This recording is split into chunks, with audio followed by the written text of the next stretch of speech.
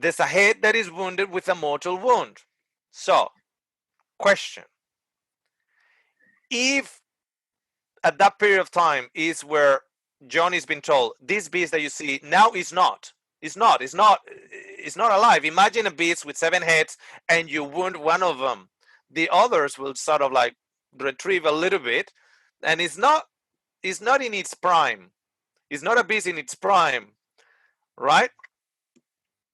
But it will be, and the world will wonder after this beast, because it will come from the bottomless pit. And at that point, when it comes out of the bottomless pit, the world will wonder, and together with that beast, 10 kings that have not yet received kingdom will receive kingdom, will receive power, will receive the authority together with the beast at that time. So, I want you to notice now in Revelation 13. Who would like to read this? Any of you? Maybe Laurie, would you be able to read it for us? So Revelation 13, the first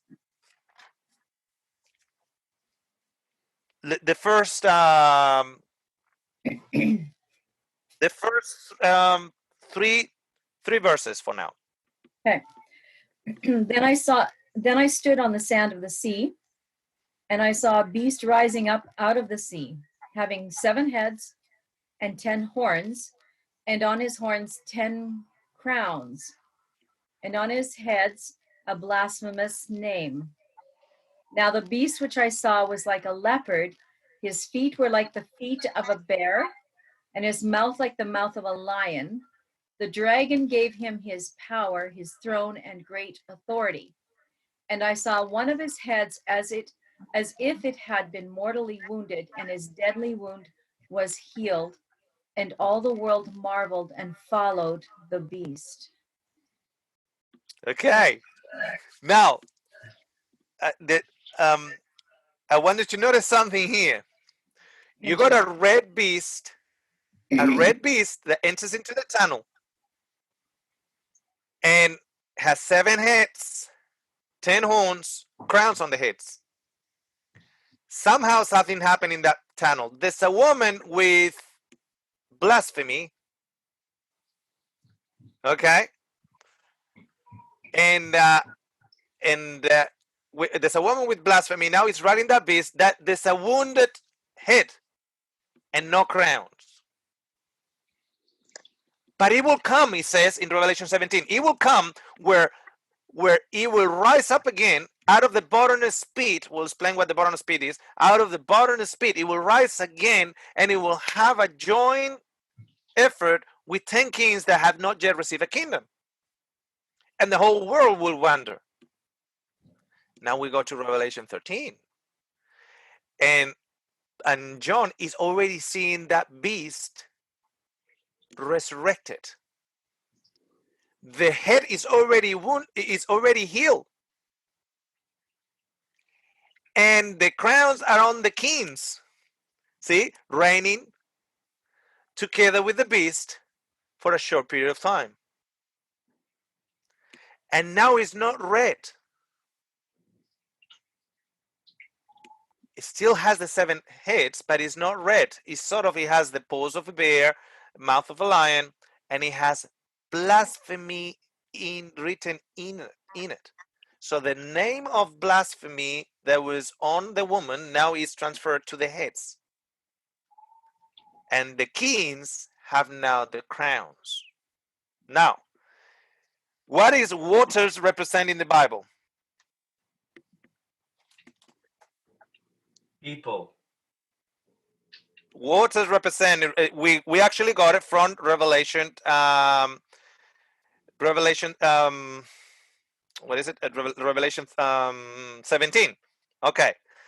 Now, the one that said, I don't know who said people, but I want you to actually read something for me.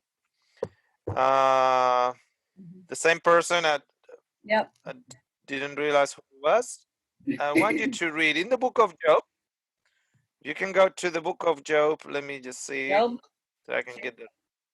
Yeah, the book of Job, chapter 41, 31. Okay, Book of Job, chapter 41, 31. Okay, hang on. 41, 31. 41, 31. Yep. He makes the deep boil like a pot. He makes the sea like a pot of ointment. Okay. So what makes it to boil like a pot? What two things? Huh. What two things?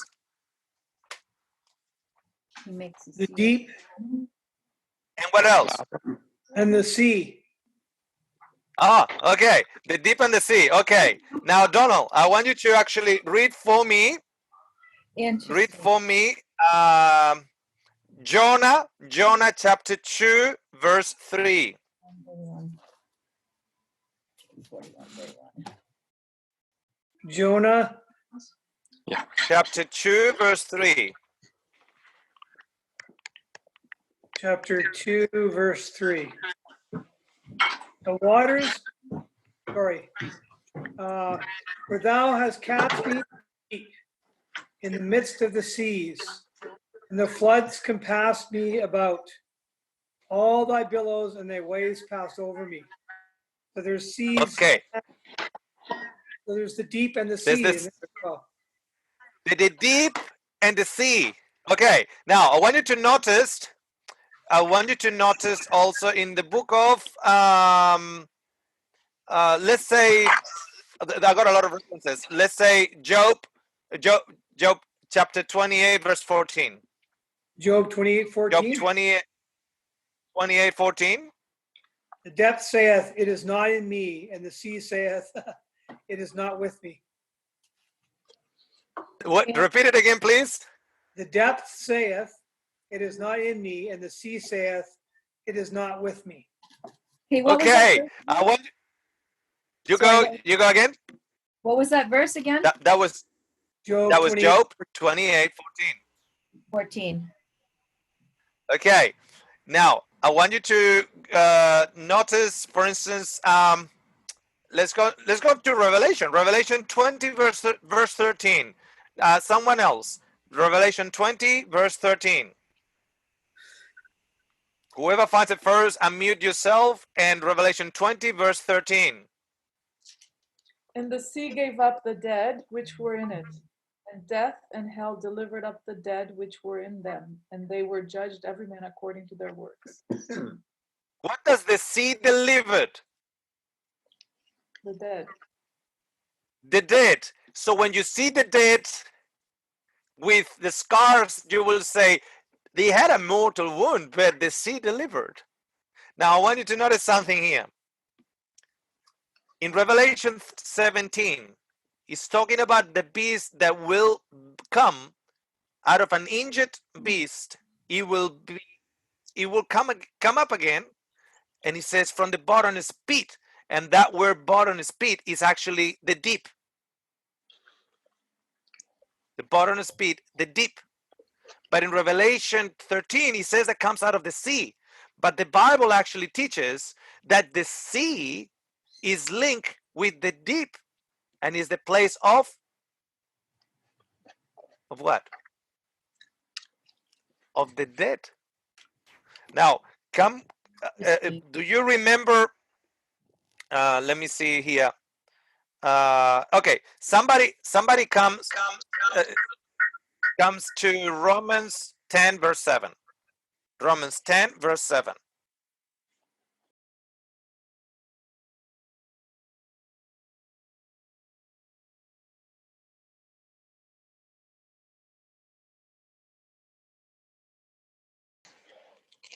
And just read it for us. Romans 10, verse 7.